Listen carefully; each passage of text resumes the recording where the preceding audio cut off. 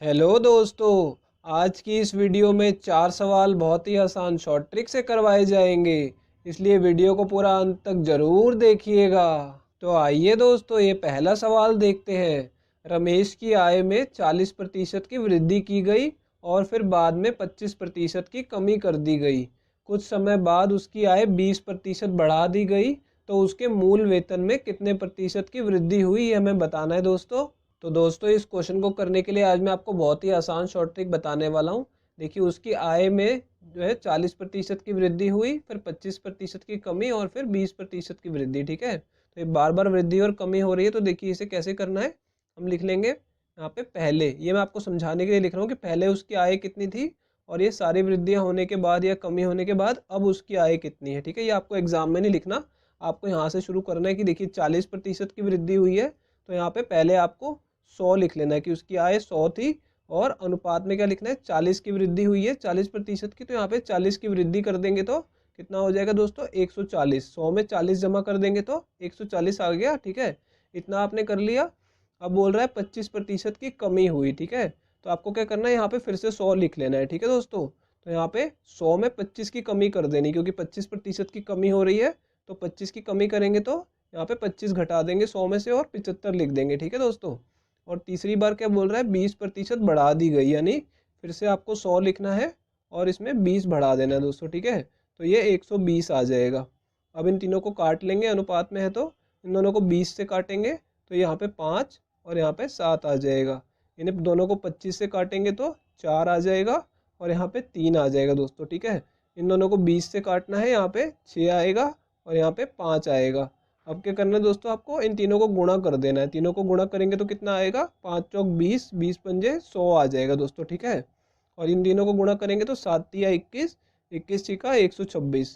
तो यहाँ पे देखिए, पहले उसकी आय यदि 100 थी तो अब 126 हो गई है। तो कितने की वृद्धि हो रही है दोस्तों, 26 की वृद्धि हो रही है और 100 पे हो रही है। ठीक है, ये ध्यान रखना है, 100 पे हो रही है तो हम सीधा कह सकते हैं कि 26% की वृद्धि हो रही है। ठीक है, तो ये दूसरा ऑप्शन करेक्ट है। तो आइए दोस्तों, अब अगले सवाल की तरफ चलते हैं। तो आइए दोस्तों, अब ये दूसरा सवाल देखते हैं। एक व्यक्ति ने अपनी धनराशि का 25% खो दिया और शेष धनराशि का 80% उसने खर्च कर दिया। यदि उसके पास अब 180 रुपये शेष हैं, तो प्रारंभ में उसके पास कितनी धनराशि थी, हमसे पूछा जा रहा है दोस्तों। तो देखिए दोस्तों, इस सवाल में क्या दिया हुआ है कि उसके पास 180 रुपये शेष हैं और पूछा जा रहा है प्रारंभ में उसके पास कितनी धनराशि थी। ठीक है, तो मैं यहाँ पे प्रारंभ को क्या लिखूंगा, यहाँ पे पहले उसके पास कितनी धनराशि थी और यहाँ पे हमें क्या दिया हुआ है, शेष राशि का दिया हुआ है, तो मैं शेष लिख लूंगा। ठीक है, मैं आपको समझाने के लिए लिख रहा हूँ। अब देखिए क्या बोल रहा है कि उसने अपनी धनराशि का 25% खो दिया। ठीक है दोस्तों, तो मान लीजिए उसके पास 100 धनराशि थी। ठीक है, तो उसने 25% खो दिया, यानी 25% कम हो गया। तो शेष कितना बचेगा, 100 में से 25 घटाएंगे तो कितना आ जाएगा दोस्तों, शेष 75 बचा है उसके पास। ठीक है, और बाद में क्या बोल रहा है कि शेष धनराशि का 80% उसने खर्च कर दिया। तो आपको क्या करना है, एक बार फिर से नीचे 100 लिख लेना है और उसने 80% खर्च कर दिया, यानी 100 में से 80 घटा देंगे तो कितना शेष बचेगा दोस्तों, 20 उसके पास अभी भी शेष है। ठीक है, अब क्या करना है दोस्तों, इन्हें काट लेना है, अनुपात में है तो इसे 20 से काटेंगे तो 1 आएगा, इसे 20 से काटेंगे तो 5। ठीक है, इन दोनों को 25 से काट लेंगे तो इधर 4 आएगा, इधर 3 आएगा। ठीक है दोस्तों, अभी और नहीं कट सकते तो इन्हें गुणा कर लेंगे, तो ये 5 चौक कितना आ जाएगा, 20 आ जाएगा और अनुपात में यहाँ पे 3 आ जाएगा, 3 एकम 3। ठीक है दोस्तों, यानी पहले उसके पास यदि 20 यूनिट थी तो अब शेष कितनी बची है, 3 यूनिट, यानी उसके पास 3 यूनिट शेष है। तो मैं यहाँ पे लिख लूँगा 3 यूनिट उसके पास शेष है और क्वेश्चन में क्या दिया हुआ है, 180 रुपये शेष है। तो हमें समझ आ जाना चाहिए कि ये दोनों बराबर हैं। ठीक है, दोनों शेष राशियाँ हैं। ठीक है, तो 180 रुपये मैंने लिख लिया। हमें क्या पूछा जा रहा है दोस्तों कि प्रारंभ में कितनी धनराशि थी, हमें पता है उसके पास 20 यूनिट थे। 3 यूनिट की वैल्यू हमें पता है 20 यूनिट की निकालनी है। ठीक है, कैसे निकालेंगे, इसे 1 यूनिट बना लेंगे पहले। ठीक है, दोनों तरफ 3 से भाग कर देना है तो 1 यूनिट आ जाएगा यहाँ पे। और देखिए दोस्तों, इसे 3 से काटेंगे तो ये 6 पे कटेगा तो 60 रुपये आ गया। तो यानी 1 यूनिट की वैल्यू हमारी आ गई 60 रुपये। ठीक है, अब इसे 20 यूनिट बनाने के लिए दोनों तरफ 20 से गुणा कर दीजिए। तो यहाँ पे देखिए 20 से गुणा करेंगे 60 को तो कितना आ जाएगा, 1200 रुपये, यानी शुरू में उसके पास कितने पैसे थे, 1200 रुपये थे। तो ये चौथा ऑप्शन करेक्ट होगा दोस्तों। तो आइए दोस्तों, अब अगले सवाल की तरफ चलते हैं। तो आइए दोस्तों, अब ये तीसरा सवाल देख लेते हैं। इसमें बोला जा रहा है कि किसी मतदान में 90% वोटरों ने अपने वोट डाले हैं, ठीक है, और बोल रहा है डाले गए वोटों में से भी 10% को अवैध घोषित कर दिया गया, ठीक है, और जो जीतने वाला उम्मीदवार है उसे 55% मत प्राप्त हुए और उसकी संख्या भी हमें बताई हुई है दोस्तों। तो पूछ रहा है कि कुल मतदाताओं की संख्या कितनी थी, यानी जो शुरू में कुल मतदाता थे उनकी संख्या हमसे पूछी जा रही है। तो देखिए दोस्तों इस सवाल में क्या दिया हुआ है, उसे जो कुल मत प्राप्त हुए हैं उसकी हमें संख्या दी हुई है, और यहाँ पे हमसे क्या पूछा हुआ है, कुल मतदाताओं की संख्या हमसे पूछी हुई है, ठीक है, कि शुरू में कुल मतदाता कितने थे। तो मैं यहाँ पे देखिए क्या लिखूंगा, पहले कुल मतदाता कितने थे और यहाँ पे बाद में लिखूंगा कि उसे कितने मत प्राप्त हुए, ठीक है। ये मैं आपको समझाने के लिए लिख रहा हूँ दोस्तों, ताकि आपको अच्छे से ट्रिक समझ आ जाए। देखिए अब क्या करना है, वो बोल रहा है कि कुल मतदाताओं में से 90% ने मत डाले, तो कुल मतदाताओं पे आपको क्या लिख लेना है, 100 लिख लेना है, ठीक है दोस्तों। और इसमें से 90% ने मत डाले, तो यानी यहाँ पे हम 90 लिख लेंगे कि 90% ने वोट डाले हैं, तो वही उसमें से उसे प्राप्त हुए हैं, ठीक है, तो आपको ऐसे लिख लेना है। अब बोल रहा है कि डाले गए मतों में से 10% अवैध घोषित कर दिए गए, तो आपको यहाँ पे 100 लिख लेना है। अब 10% अवैध घोषित कर दिए गए, लेकिन जो उसे प्राप्त हुए वो तो वैध मत है, तो वैध मत कितने होंगे, 10% अवैध है तो 90% वैध मत होंगे, ठीक है दोस्तों। अब क्या बोल रहा है, यदि जीतने वाले उम्मीदवार को 55% मत प्राप्त हुए, प्राप्त मत हमें यहाँ पे लिखना है, तो उसे 55 प्राप्त हुए हैं, तो यहाँ पे 55 लिख लेंगे और यहाँ पे 100 लिख लेंगे, ठीक है दोस्तों। यानी कि हमें यहाँ से देख के ही लिखना है, क्योंकि प्राप्त मतों का निकाल रहे हैं, ठीक है। अब देखिए यहाँ पे इतना काम हो गया हमारा। अब इसे अनुपात में है तो हम इसे काट लेंगे, इसे 0 से 0 काट लेंगे, यहाँ पे भी 0 से 0 कट जाएगी, और इन दोनों को 5 से काट देंगे दोस्तों, यहाँ पे 20 आ जाएगा और यहाँ पे 11 आ जाएगा दोस्तों, ठीक है। अब देखिए यहाँ पे तीनों को गुणा करेंगे तो कितना आ जाएगा, 2000 आ जाएगा, ठीक है दोस्तों। और इन तीनों को मैं गुणा नहीं करूंगा क्योंकि इसने कट जाना है, ये आपको बाद में समझ आएगा। देखिए मैं अभी इसको इसी तरीके से लिख रहा हूँ, 9 गुणा 9 गुणा 11, ठीक है। यानी कि उसे कितने मत प्राप्त हुए, इतनी इकाई, और ये जो है कुल मत थे 2000 इकाई, यानी 2000 यूनिट, ठीक है, और इतने उसे मत प्राप्त हुए हैं, ठीक है। लेकिन क्वेश्चन में क्या बोल रहा है, उसे मत प्राप्त मतों की संख्या दी हुई है, तो ये भी हमारे प्राप्त मत है और ये भी, तो यानी दोनों को बराबर में लिख देंगे। 9 गुणा 11 यूनिट उसे प्राप्त हुए हैं, ठीक है दोस्तों। और ये इसकी संख्या लिख देंगे, वो जो उसे वोट प्राप्त हुए हैं 44,550, ठीक है। अब हमें निकालना क्या है, कुल कितने मत थे, तो कुल मत थे 2000 यूनिट, हमें इसकी वैल्यू निकालनी है और इसकी हमें पता है, ठीक है।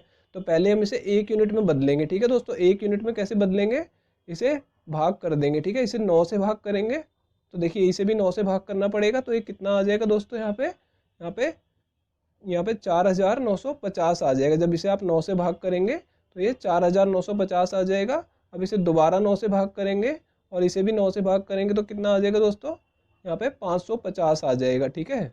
और देखिए फिर ये 11 बचा है, 11 से भी भाग कर दीजिए, तो इसे भी 11 से भाग करेंगे तो कितना आ जाएगा दोस्तों, यहाँ पे 50 आ जाएगा, ठीक है। यानी ये सब कुछ कट गया तो 1 यूनिट आ गया, और यहाँ पे क्या बच गया दोस्तों, 50, यानी 1 यूनिट 50 वोट के बराबर है, ठीक है। तो हमें कितना निकालना है, 2000 यूनिट, तो दोनों तरफ 2000 से गुणा कर दीजिए दोस्तों, ठीक है।